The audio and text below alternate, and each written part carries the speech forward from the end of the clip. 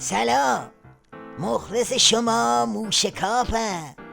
اون روز که سگ و سیله‌های عظما حمله کردن به سفارت عربستان و زدن و سوزوندن و البته کشیدن، با خودشون فکر میکردن یه موجی میاد و یه چرخی میزنه و تمام. اما حواسشون نبود که تو دوران پسازرخوری همه چیز عوض شده و این تو بمیری از اون تو بمیری یا نیست. حواسشون نبود که این بار موج تبدیل به طوفان میشه. اما اینکه به این سرعت بیان به سمت قطع رابطه، این رو کسی پیش بینی نمی‌کرد. بالاخره ببینید ما در داستان انگلستان یه تجربه رو داشتیم دیگه که بعداً تمام مسئولین نظام از بالا تا پایین اون اقدام رو تقبیح کردن، محکوم کردن، گفتن درست نیست. خب بالاخره یه آدم مؤمن از یک سوراخ دوبار که گزیده نمیشه که. یک بار اون اشتباه صورت گرفت، دیگه این اشتباه دوم برای چی بود؟ آدم مومن آره، ولی عظمای ترس شکسته داستانش فرق میکنه. از یه سوراخ دوبار که سهله، 1000 بار گزیده میشه. مجبوره بابا، مجبوره. حالا حرف شیخ فری و جماعتش اینه که این همه زهر خوردیم تا خطر جنگ رو از سرمون رد کنیم. حالا 2 ضرب رفتیم زیر ضرب. جهانگیری معاون اول رئیس جمهور با اشاره به لزوم تعامل با سایر کشورها در جهت راهنمودهای رهبر معظم انقلاب گفت: نمی شود که در کشور یکی بگوید دنبال تعامل با دنیا هستیم و یکی برود سفارت بگیرد. چرا می شود؟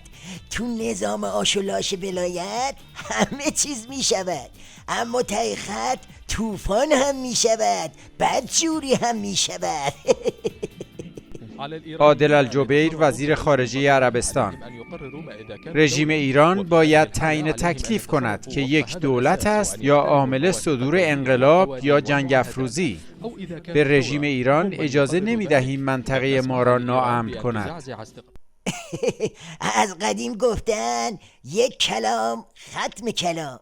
آقا حرف اینه که عظما باید دست و پاشو جمع کنه و به تمرگ سر جاش. دوره پیش کردن و موش کردنم گذشته. کشورهای منطقه مثل 5+1 نیستن که ناز ملا رو بکشن، خودشون میافتن جلو، بعد سازمان ملل رو هم میکشن پشتشون.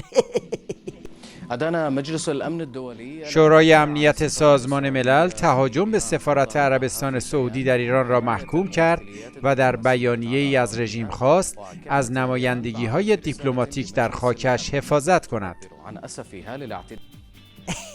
حالا به این محکومیت قطع رابطه چندین کشور رو هم اضافه کنید تا ابعاد طوفان روشن بشه.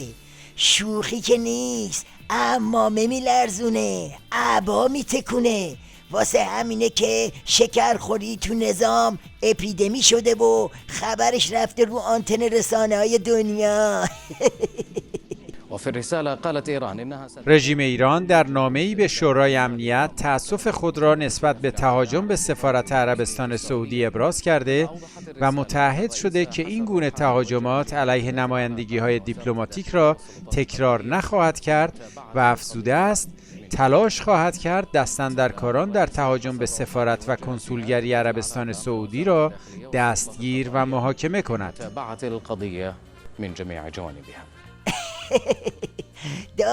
داستان همون آیدزده.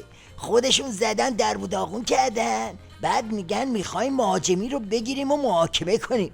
اول اسید پاشا و کهریزکیچی هایی که گرفتید رو محاکمه کنید، بعد بیایید اینا رو بگیرید. جواب سفیر عربستان سو سازمان ملل رو علل حساب داشته باشید تا بقیه‌ش هم برسه. سفیر عربستان سعودی در سازمان ملل گفت کشورش از رژیم ایران عذرخواهی نمی‌خواهد، بلکه التزام به کنوانسیون‌های بین‌المللی و عدم دخالت در امور سایر کشورها را می‌خواهد. آن هم نه فقط در لفظ، بلکه در عمل. على شكل افعال وليس على شكل اقوال و رسائل. به آخوندا میگه معذرت خواهی و این حرفا رو بذارید در کوزه آبشو بخورید. الان دیگه ورق برگشته، زمان خلعیته، زمان قطع کردن دست و پای اختاپوس لعنتی ولایته. این اختاپوس وقتی دست و پاش قطع بشه نفسش هم قطع میشه. قربون شما، فردا شب میبینمتون، زد زیاد.